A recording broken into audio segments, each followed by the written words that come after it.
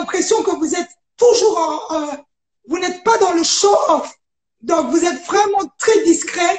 Moi, je vous ai rencontré une fois à la gare du Midi. C'est à peine qu'on vous reconnaît à Bruxelles. Vraiment, est-ce que c'est quelque chose que vous avez gardé en vous ou bien c'est une façon de faire où vous vous êtes dit on doit respecter cette façon d'être?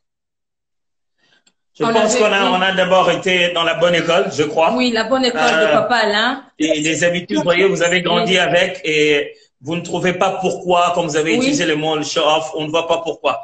Papa Alain, il était le grand Alain Moloto, mais il d'être nous. Au fait, il était le plus simple que possible. Oui. Donc, je pense qu'on a grandi dans une école où la simplicité fait l'expression même d'un adorateur.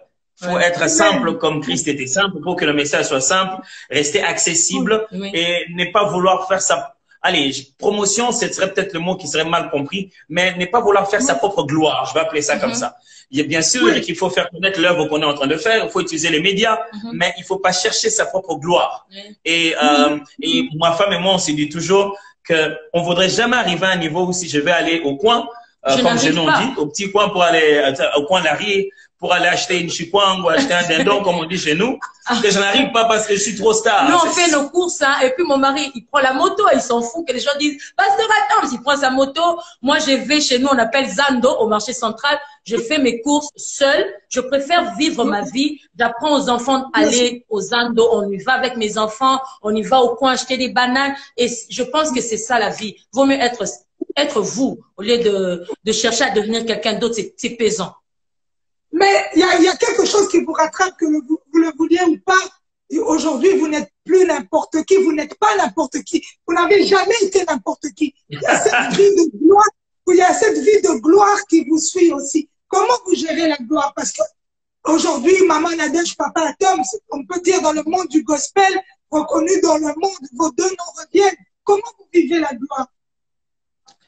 Je pense que la gloire, comme le mot le dit en hébreu, c'est quand même un poids. Franchement, la réalité, c'est que des fois, vous souffrez quand vous montez, appelons ça comme ça, vous montez et vous vous rendez compte que il y a certaines choses que les gens vous ont privé de faire. Oui. Vous voyez, ils se disent, non, vous, à votre niveau, vous pouvez pas le faire. Non. Je parle pas des mauvaises choses, je parle juste de la vie sociale naturelle. Tu te dis, oh là là, je peux pas faire ça. Je me rappelle une fois, je devais aller prêcher, il y avait un gros embouteillage, je descends de ma voiture, je prends une moto et je suis en route. Et les gens écrivent, Pasteur Atoms, on t'a vu. Moi, je dis, mais ouais, vous me voyez toujours. Moi aussi, je vous vois. C'est comme ça qu'ils répondent. On dit, on vous a vu. Oui, moi aussi, je vous ai vu. Alors, je pense que il y a des restrictions qui viennent à nous. Oui.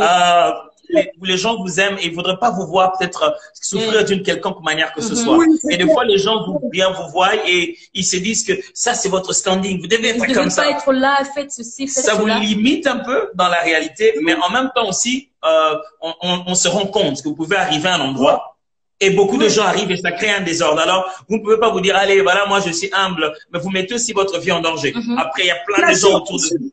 Alors, ce qu'on essaie de faire ici, c'est que la gloire amène beaucoup de responsabilités. Quand les gens commencent à vous suivre, vous cessez d'être vraiment à vous. Alors, mais en même temps, on n'essaye pas de pouvoir non plus me porter des masques pour répondre aux critères que les gens nous donnent. On essaie de respecter les réalités sociales, mais en même temps, de respecter d'abord la parole de Dieu. Voilà. Et en même temps aussi, nous savons que beaucoup de gens nous aiment. Et ça, c'est toujours quelque chose qui nous touche beaucoup. Mais il y a certaines personnes, au fait, souvent, vous ne changez pas, mais les gens ont changé leur regard.